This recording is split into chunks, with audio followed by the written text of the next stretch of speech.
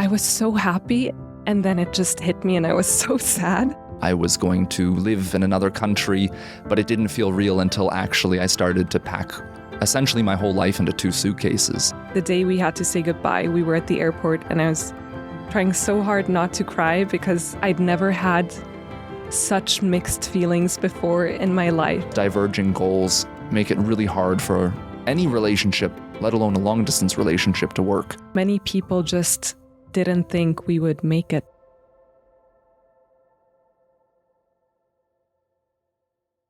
Patrick, you're a special guest on this podcast because you happen to be my husband. And we're recording this episode to share a little bit of our experience and to hopefully encourage people or anyone who is about to face or is already navigating a long-distance relationship. We spent 6 long years apart. And before we get into that, do you want to tell our listeners how we met? Yeah, we met a long time ago at this point. I was working in the opera house in Zurich. I was in the junior ballet there. I was a ballet dancer. You were in school for your film degree, your bachelor's degree, and you had a project that you had to make a film, and you decided to make this film about dance, especially about boys or men and their career throughout dance. And so you asked me if I would want to be a part of it, and I said yes. And the rest is kind of history. As they say. As they say. You knew when you came to Zurich, you came from Canada, you knew that you probably wouldn't be in Switzerland for more than 2 years. Do you want to explain why that is and what a junior ballet even is for those who don't know? Absolutely, yeah. So in ballet, it's a bit different than most other careers where maybe every major city has several companies you could work in, big, small, maybe across a whole country. You have many places to work. But when it comes to ballet, generally, you have very limited options. And if you want to make a career change or make a job change, it requires leaving the country or the city at least. And so for me, I was in the junior ballet, which is kind of an apprenticeship program, which allows you to take your initial steps in a career. It allows you to bridge the gap between school and between your professional life. And so I was taking that first step in Zurich. But after 2 years, I then wanted to grow further in my career. And so, like I said, I had to leave the city and, in this case, leave the country. In dance, it's so competitive. So I remember you going on so many auditions, and every single audition you had, I was wondering, oh, is this the one? And oftentimes these auditions were filled to the brim with competition, and very good competition too.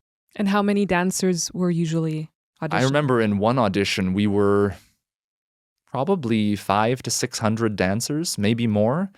And it was a bit cutthroat in that after 20 minutes, if they didn't like you, you got a tap on the shoulder and you were sent home. You'd maybe traveled across the world, across the country, across the continent, and after 20 minutes and dancing with 300-400 other people because they batched it into different groups, that was that. You ended up auditioning in Tallinn. You had that opportunity, and when you got the job, it was, I think I'd never had such mixed feelings before in my life because it was after a long run of auditions. And when I got the message, you were so excited and you said, oh, I finally got a contract, I got a job. And I was so happy. And then it just hit me and I was so sad. Yeah. At the same time as I just realized, okay, he's leaving and he's not around the corner. He's going to Estonia. Estonia is not around the corner, yeah. So it's not like we'd be able to hop on a train and visit so easily. And at the time, when you moved to Estonia, I remember there weren't any direct flights either. So no. In order to get there, you had to have layovers and it would take at least around 6 hours to get there from Switzerland. Yeah, you're absolutely right. The train connection would take a couple days from here to Tallinn, I think. And the flights, I believe now, 6 years later, there are flights. But at the time, yeah, you had to make a connection, whether it was Helsinki, Riga, Warsaw. I think I've connected in all those places. But yeah. Yeah, of course, the moment our long distance was coming to an end, they announced the direct flight. Exactly. Do you remember how you felt when reality really sunk in and you realized, okay, my time in Switzerland is coming to an end, and that also meant that we would have to part ways? Leading up to that, it didn't ever feel so real. I knew it was coming. I knew I'd signed a contract that I was going to live in another country, but it didn't feel real until actually I started to pack essentially my whole life into 2 suitcases. And of course, we had talked about it and thought about it, but I don't think it felt real or really prepared me for actually taking that step. And of course, then all of a sudden it's upon you and it feels like it's too soon, but so it goes. I remember the day we had to say goodbye. We were at the airport and I was trying so hard not to cry because it was a bit embarrassing with all the people around. I was just trying to keep it together. And then I was actually going to the US. So when you first moved to Estonia, I was in the United States, which meant we had several hours. I think it was 7 time difference. hours delay. 7 hours. And on top of that, when you first got to Estonia, you didn't have an apartment to move into immediately. So you ended up staying at a youth hostel for... Well, because I'd been working as essentially an apprentice, not making a lot of money. I had some saved, but not a lot. So I couldn't stay in a very nice hotel for a few weeks. I stayed in a youth hostel. And to make things great for me to start out our long distance relationship, your phone was stolen the first night. Yes, it was. So I was in the US and we had the time difference. So I was sleeping and I woke up in the morning and I was expecting to have news from you to hear how things had gone. And there was silence. The problem was there was also, for some reason, no Wi-Fi at this hostel. My only electronic at that point was the laptop. So yeah, I had no way to contact you. What a great start. It was very unlucky. I'm going to blame the circumstances. We did have a few things going for us when we first started our long distance relationship. And I think the first thing was we had a really solid foundation just from dating. You didn't have a big salary when you were a junior ballet dancer. I was a film student, so you can forget that I was making a lot of money. And that meant we had to keep our dates and getting to know each other really simple. And most of our dates were just literally walking and talking. So now I call them walkie-talkie dates. But we Absolutely. just walked all over the city for hours. I remember we had one time we were walking for maybe like 3 or 4 hours and just talking. And I had blisters on my feet and I didn't even notice until I got home because we were having such a good time together. Well, and that was also great for me because it was at that point, I'd only been in the country for a year. So it was a great way for me to also get to know the city. So I also enjoyed that. It was very nice. Exactly. So I feel like communication was already something we could do very well and just enjoy our company.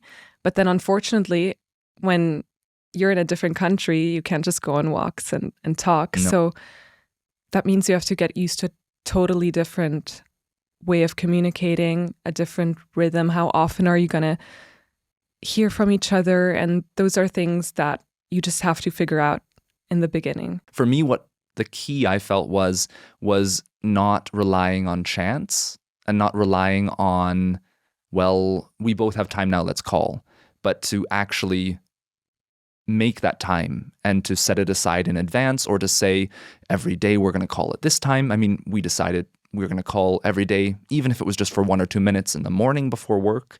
And then also, I think we called every day, maybe after dinner or so.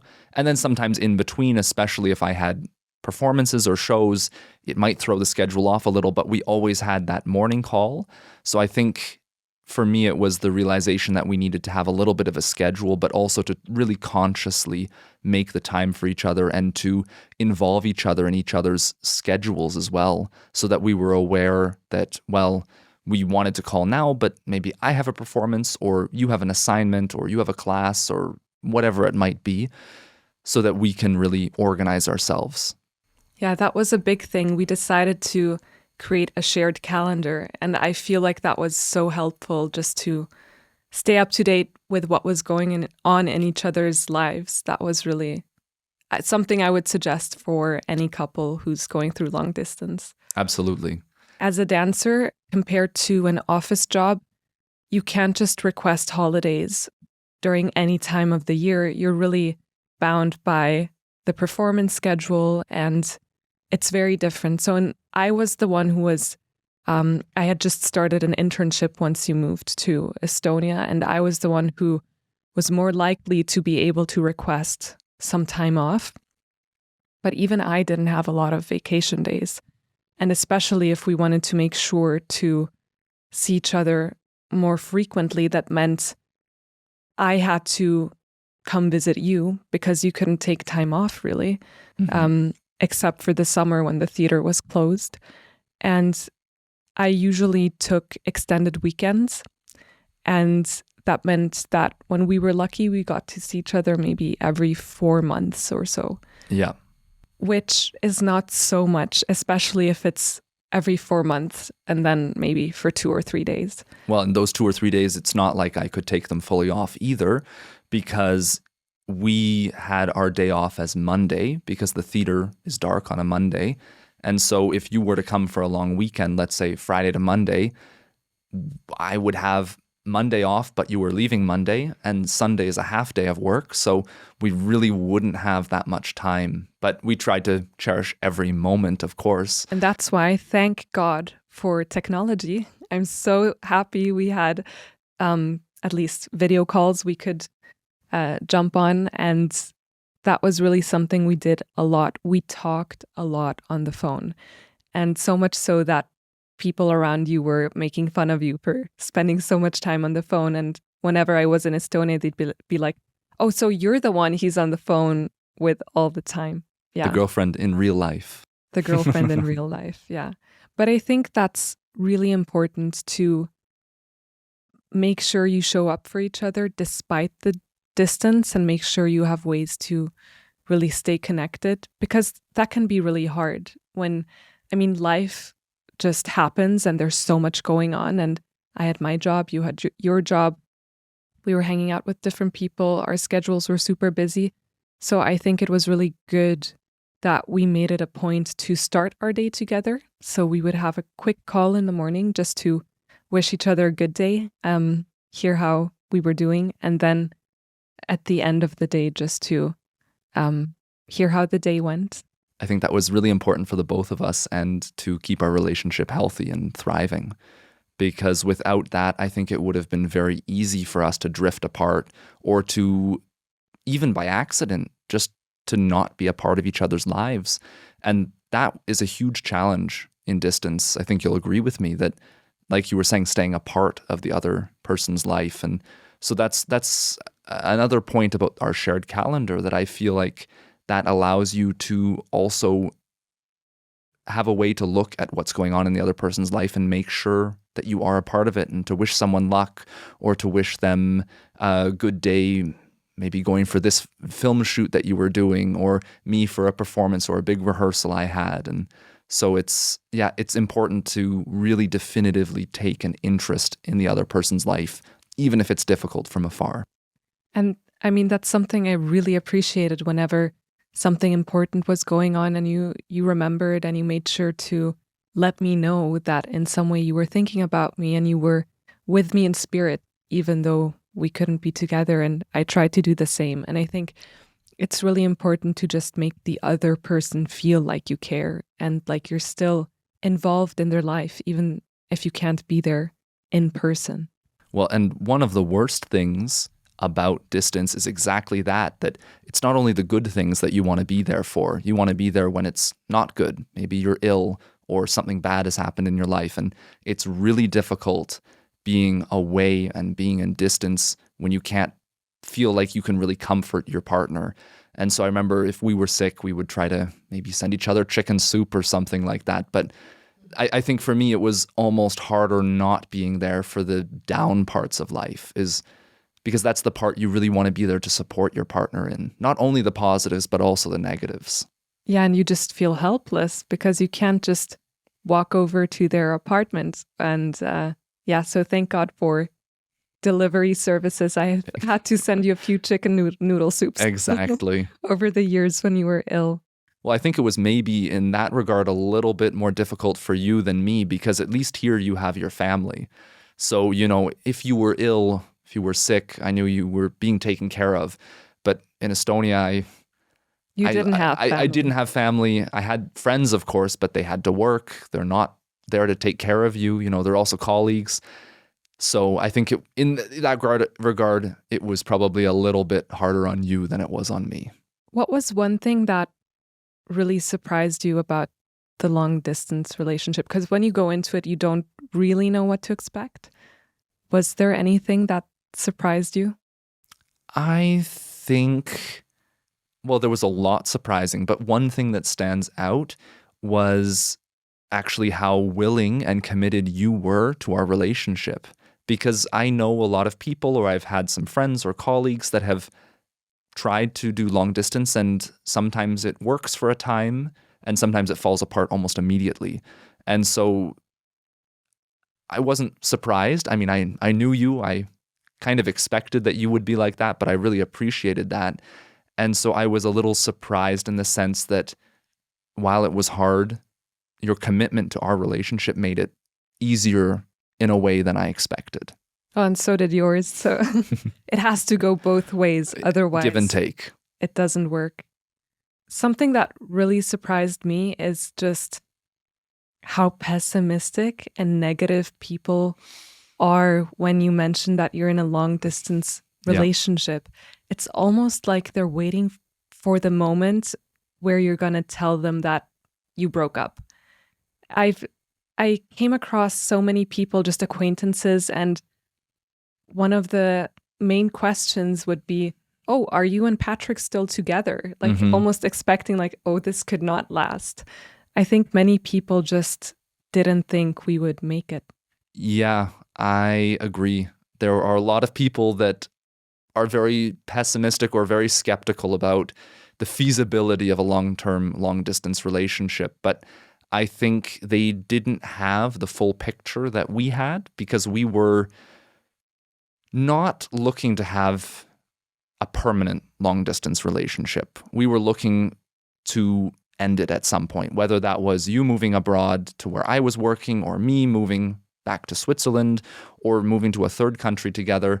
There was always that idea that we were working towards something. And I think that was really important for us to be able to keep that commitment strong, because if I was just, let's say, working in Estonia and my plan was to work there for, until I retire, buy a house, grow old there, but you really wanted to stay in Switzerland, those diverging goals make it really hard for any relationship, let alone a long-distance relationship, to work. One of the big things, and I think this is important for anyone who's getting into a long-distance relationship, is that you're on the same page and that you have the same expectations. For example, for us, it was clear that we were in it for the long game. So we wanted to keep building a relationship, and it wasn't just like, oh, well, let's see what happens kind of thing. If it works, great. If it doesn't, okay. Exactly. We were really trying to make it work. We wanted to make it work.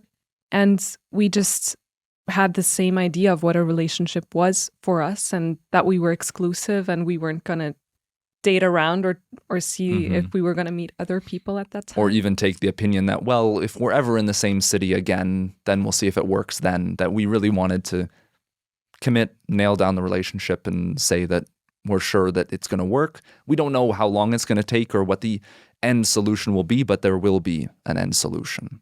Yeah, and I think the other thing is we were so young. I mean, when we met, I was 19 and you were 20. And I think it's so important to allow each other to grow and not to feel like, oh, we're in a relationship, so one of us has to give up our dream at this point, but to really support the other person and say, no, you go for your dream. Go to Estonia. You've been working so hard to reach this goal of being a professional dancer. It would be silly to try to stop you from pursuing that.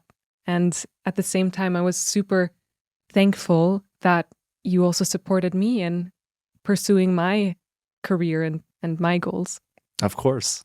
Well, given the fact that so many people are really skeptical about long distance relationships working, you could have easily also been the one to say, look, I'm leaving.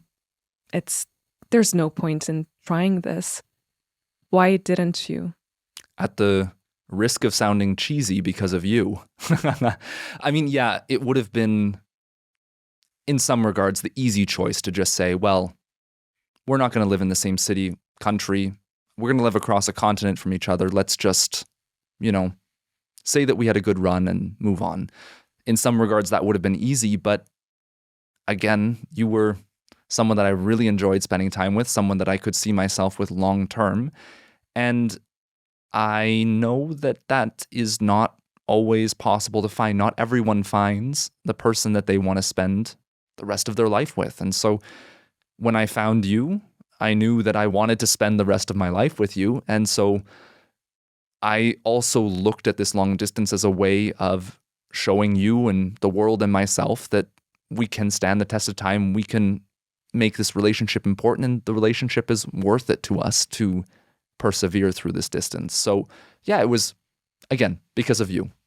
I hope that's your answer for me as well. So I'm going to turn the question around to you. I think we need to cut here.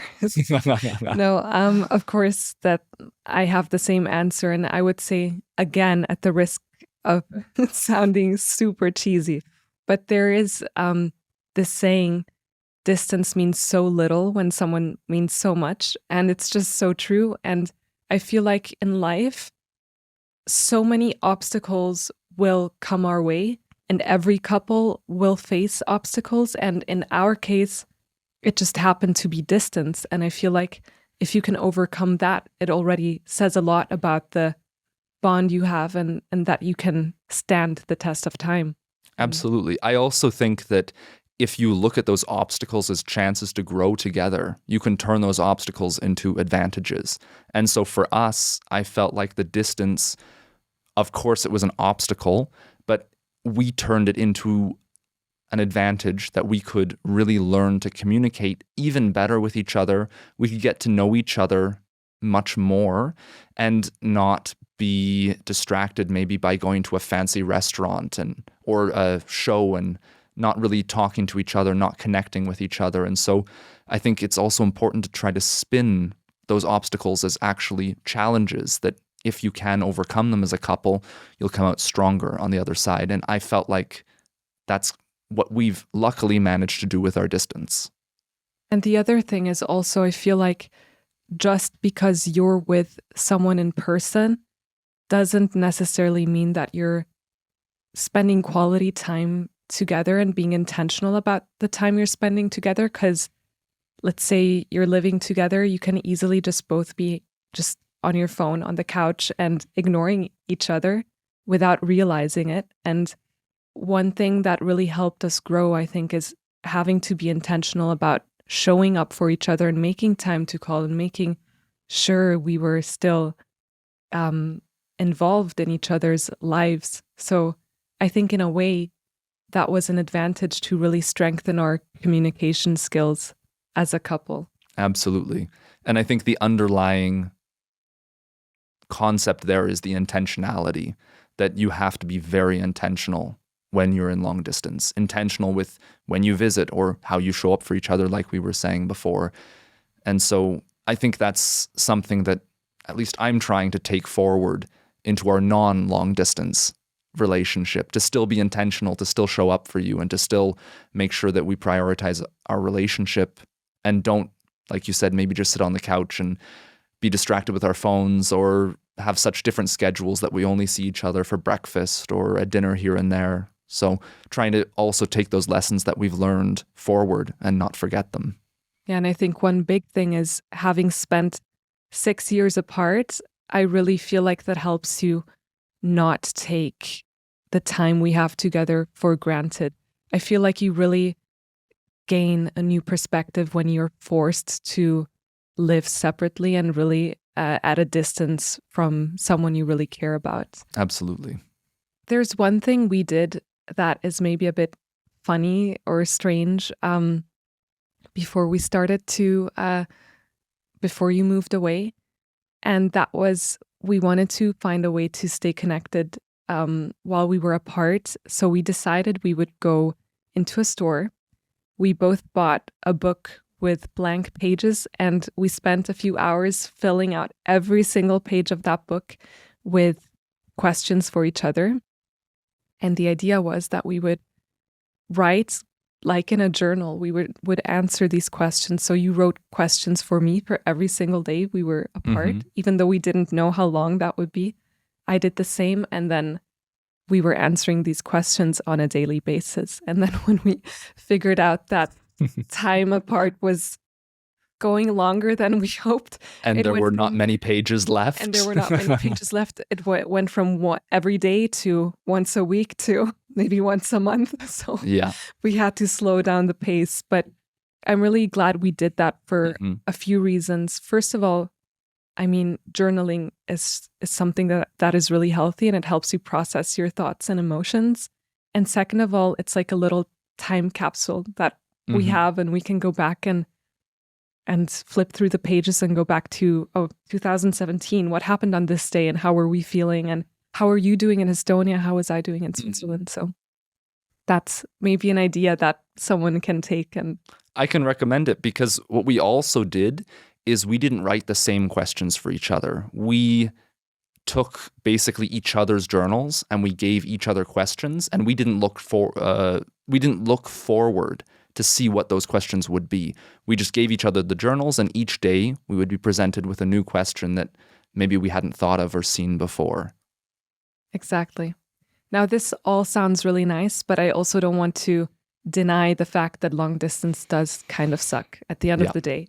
It's not easy. I would do it all over again, but to be honest, I'm so relieved that it's over. And especially as time went on, I was getting more and more tired of the situation. Well, especially towards the end, when you could feel that it was getting closer. It almost got worse the closer it got to being over.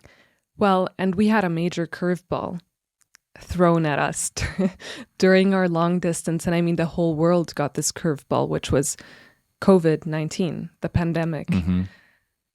Do you remember how that affected us? How could I not? Well, again, I'm Canadian. I was living in Estonia. At that point, I had an Estonian residence permit, and you were living in Switzerland. Now, I'm sure this affected everyone. The borders locked down, society locked down, people stayed home, didn't go to work. And what that meant for us is that we could not see each other. The borders were closed. There was not a country in the whole world that we could see each other. And that lasted, I think it was a whole year at least, right? And even after we got the chance to visit, I remember there were certain quarantine rules based on the country you've arrived from. And I clearly remember those rules changing very often, because it was a very dynamic and developing situation. And when I was visiting, I think it might have been around Christmas time or New Year's, sometime in then, I had to check essentially daily to see what the incident rate of COVID was in Switzerland, because if it went over a certain amount per capita or something to that effect, I would have to go back to Estonia earlier than expected, because otherwise I would have to quarantine on return and I wouldn't be able to work. And so even after we managed a whole year without seeing each other, the visits after COVID were very difficult, because this was also before the vaccine was even available. So there weren't even special rules or prioritization for people with vaccines, whether you had it or not. And so it was a very long-lasting, difficult period. Yeah, I remember you being here and you couldn't just enjoy your time. You were every day checking your phone. Oh, do I have to fly back earlier or not? It was a wild period, but I'm glad that A, the pandemic is at this point over, there are no more restrictions, but B, that we're living together now, so that even if something like that happened again, we wouldn't be separated like that again. Yeah, it's surreal to think back to that time, really. It's like a nightmare. It's like, in a way, it's such a blur. It feels like it never happened, but I'm so glad that's over. That was really tough to get through. I think what was difficult is what I'd mentioned before about our having a goal, something to work towards. And I felt like we could also have kind of mini sprints where we say, okay, our goal is to, in 4 months, we're going to have a visit, or 3 months after that, we're going to have a visit. And it was really difficult with COVID because we had no idea when the next time we could even see each other was. You know, at the beginning of the pandemic, maybe it was only going to be a 6-month lockdown or something. But then it went 9 months and then 12. And then even then, would planes even be flying? And so having that lack of a goal was actually quite difficult, at least for me. For me too. I mean, something I really could hold on to were our visits. So that was really helpful whenever I was feeling down because we were apart, I could look at our calendar and say, okay, 2 more months until we get to visit. 1 more month until we get to visit. 2 more days until we get to visit. And yeah, with that uncertainty of the pandemic, it was just, you had nothing to hold on to. You just were waiting and things were so uncertain. So I think that was maybe the toughest time or the biggest challenge we had to face. I think it was also very difficult because it was not because of our choices, or it was completely out of our hands when we would see each other next. It wasn't that, well, if I just had enough money, I could visit. We could have all the money in the world and we wouldn't have been able to see each other. And for me, that was really difficult to lose that control, to not be able to be told no. You just can't. And at the same time, since we did make it through that, it's kind of nice. And I feel proud that we didn't let that discourage us and we persevered. Well, in 50 years, we're going to be able to tell everyone that, 50 years ago, there was this huge pandemic and we were apart for a year. And yeah, it's going to make for a good story. Elementary school kids or something. Exactly. Yeah. I think one big question that comes up when people are figuring out their long distance relationship is trust. That's a huge thing because you're not with the person you love and you want to trust them, but at the same time you don't really know what's going on in their day. And what was that like for you? Did you have any difficulties trusting me? I know it's a weird question because we trust each other, but how did that feel for you in the beginning?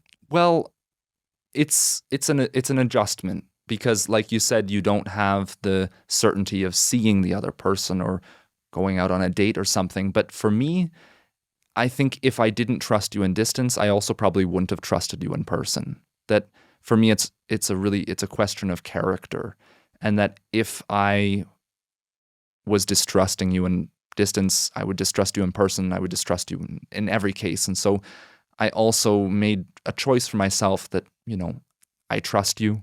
I believe what you tell me, for better or for worse. Luckily, it was for better. But I just made the choice to trust you. And of course, you might have dark moments. You might think, especially in a distance, that it would be easy for someone to go behind your back. But if someone really wants to go behind your back, they might find a way, even in person, even if you're living together. And so for me, it was just important to know that I trust you, that I'm making that choice. Maybe it makes me vulnerable if you were to betray that trust, but it's a choice that I was willing to make. Yeah. What about you? No, it was the same for me and more for myself. I was always also thinking I never wanted to behave in such a way that I would feel uncomfortable or know you would not appreciate in person. Mm-hmm. So I didn't want to act differently, regardless of if you were there or not. I wanted to always be the same person and not betray that trust, because I feel like once that trust is broken, it's so hard to get it back, and I would not even want to risk reaching that point. Especially in distance, I think you also have to be very mindful of, like we were talking about, including each other in our lives, so that there isn't the question of, well, what has he been doing for the past 3 days or the past week? But since we talked every day, we had our shared calendar, we shared what was going on in our life with each other, I felt like that allowed us to also understand the mental state of each other, so that we could also understand that if you were, or I was maybe a little more distant, we can assume that it's been a really busy period at work and clearly the other person's tired, or maybe something upsetting has happened. And so I think it's really important, because otherwise, if you do have doubts, or if you're a little bit insecure in your trust, you can read into a lot of those uncertainty things in a very negative way that might not be true. And that's another thing. I mean, you will inevitably have misunderstandings, you will miscommunicate. And I think something really important is also to address those things head on and not bottle them up and wait until you explode because you can't take it anymore. I think it's really important to just, if there's anything bothering you, or if you have any doubt or anything that is on your mind, to just be direct and address that. And I really appreciate that we did that with each other, because I think it's really tough and harmful if you just expect the other person to be able to read your mind and just figure out why you might be upset, or if you just give them the silent treatment and expect them to somehow figure out why you're being passive aggressive or something. Mm-hmm. I think that's just not really helping the situation. If anything, it's making it much worse. And also, I think that's important whether you're in distance or in person. But when you're in distance, you don't have the benefit of body language as well. That video calls are great, but it doesn't convey all of that subliminal information. And so when you lose that, you rely almost exclusively on the other person being candid in how they're feeling and being forthcoming with those feelings. And so I completely agree that it's important to air out the closet as much as you can, as often as you can, because it would be a shame also if a small misunderstanding turned into a big problem. And in my experience, and maybe in our experience, I found that miscommunication can happen very easily when it's purely digital or video or whatever it might be. And so it's really important to address that head on for sure. Yeah, and especially when you're texting each other, it's so easy to read between the lines and interpret things that aren't even there, or maybe something wasn't meant at all the way you're reading into it. Or there's an autocorrect. I think we've even had something where it autocorrects to something completely else, and that's not what you meant at all. Exactly. I think another thing, speaking of trust, is a long distance relationship is not really something for people who are very jealous. I think it's in general better not to be super jealous as a person, but your partner will spend so much time with other people. And of course, you wish you were in that situation where you could be the one spending the time with them. But I think you just have to kind of, if you feel this jealousy, kind of try and let that go. Mm-hmm. Because it's, I think, also important that in our case, I thought it was important that you also make new friendships and that you enjoy your time in Estonia, and that you're not just sulking at home because we're apart. So. Yeah. Well, I think you kind of need to do that, because to have, I believe, a healthy long distance relationship, I felt it was important that the rest of my life was also enjoyable, and that I was happy with my work. I was happy with my friend group. Like you said, if I just stayed at home all the time, upset and sulking, I think this would have a very, very detrimental impact on our relationship. Yeah, I think in general, a big thing is just be supportive of one another. Be kind, be happy for them, be happy for each other. Don't be negative. I know it's easy to say that, but I just feel like that makes such a huge difference, how you show up for the other person. And also, especially, it can feel, at least sometimes it felt to me, that if you had a very big accomplishment or something you were very happy with, I could sometimes be quite sad that I wasn't there to share that moment with you. But in that moment, to me, it never felt that it was the right moment to show that I was upset. I wanted to be championing for you. I wanted to be showing how happy I was for you and for you having achieved whatever you did, and to not put a damper on that situation, let's say. But to then also personally digest that I know that, I would love to be there. It's a consequence of the long distance. Again, we have this goal. It's going to be over at some point. And so that was also very important to me, to show up for each other, but also to show up in the right way for each other. And now, in our case, you moved to a country that the both of us had never been to. And I think if that's anyone else's situation, it's a great opportunity to explore that new culture together.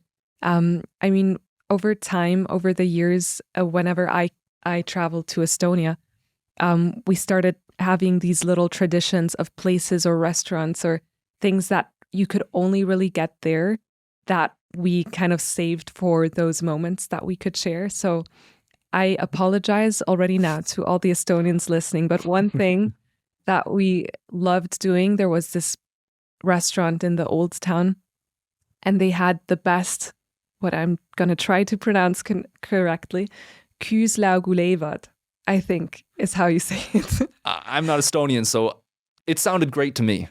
Which is, it's going to sound strange. All it is garlic bread. But it's a special garlic bread. It's so delicious. So every time I visited, we knew that was a pit stop we had to take. Well, and the reason it's so special also for Estonia is that it's an Estonian dark bread. And it's a great bread. I really like that bread. I haven't found it in Switzerland. Maybe I'll have to open up an Estonian bakery. I don't know. But yeah, I very much like that garlic bread as well. And since we loved it so much, whenever you came to visit, you literally packed a few loaves of that bread in your suitcase. As gifts. Exactly. I was happy with that bread. That's all I needed. Exactly. And the other thing was, in Estonia, there's this chain of cafes called Caffeine. It's kind of like their version of Starbucks, and they have the best chai latte I've ever tasted. And every ever time, will taste. Probably ever will taste. And every time I try a new chai latte anywhere else, I'm just disappointed. So give us your secret recipe. Yes, please. Yeah. If you're in a new country that you don't know, take it as an opportunity to have nice dates and also explore the culture and what they have to offer in that country that you don't know. And for me, it was also the first time being in a place where I didn't speak the language at all. I speak 4 languages, so I've been lucky so far to end up in countries usually where I understand what's going on.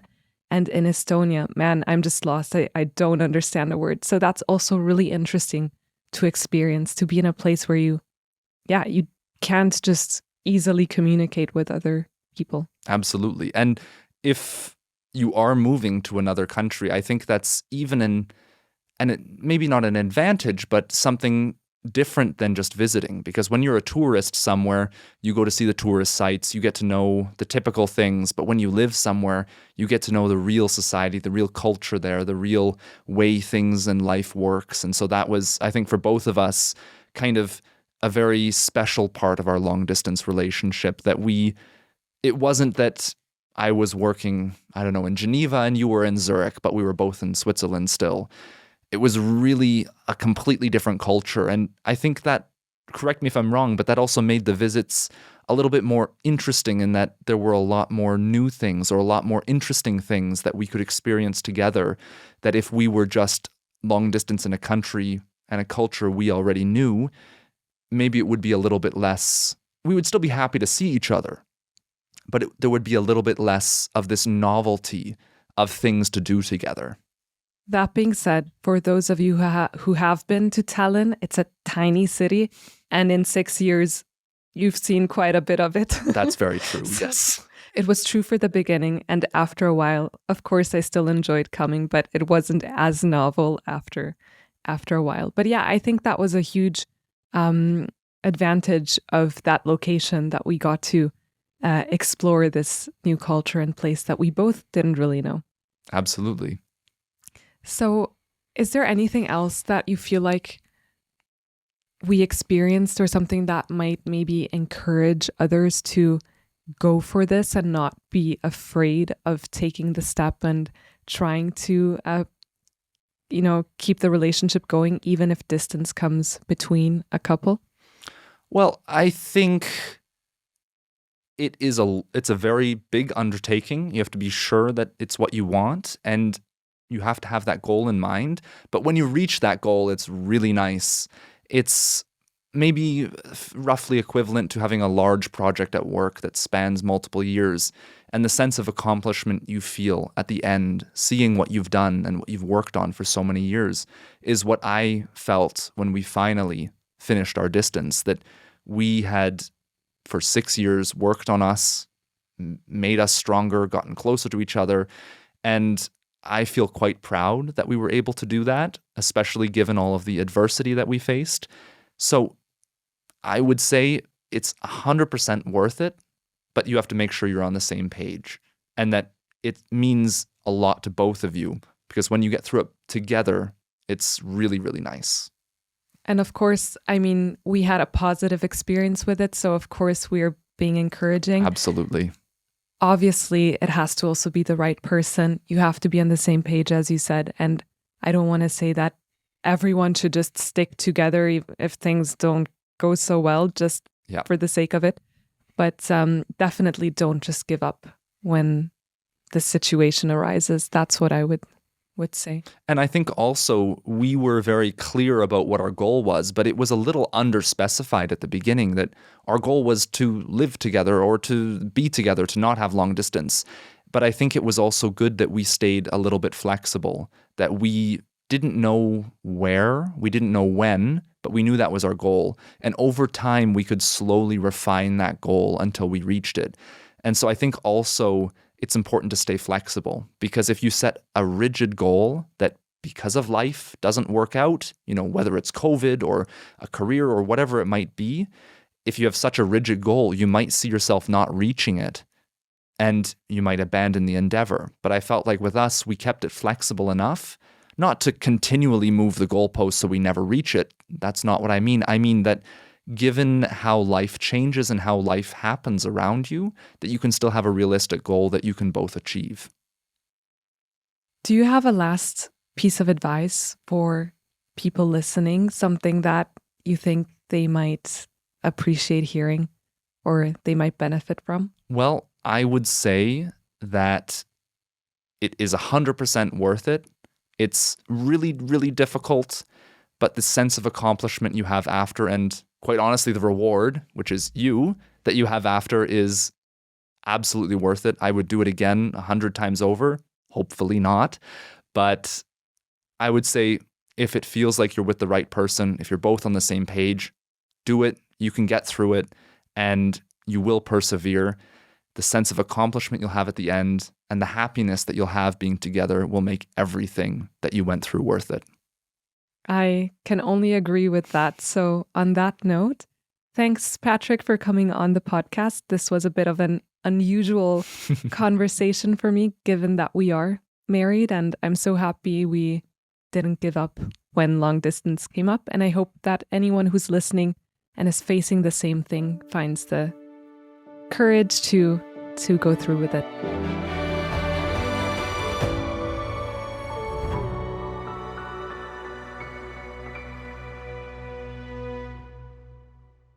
If you enjoyed this episode, please consider liking, commenting, and subscribing.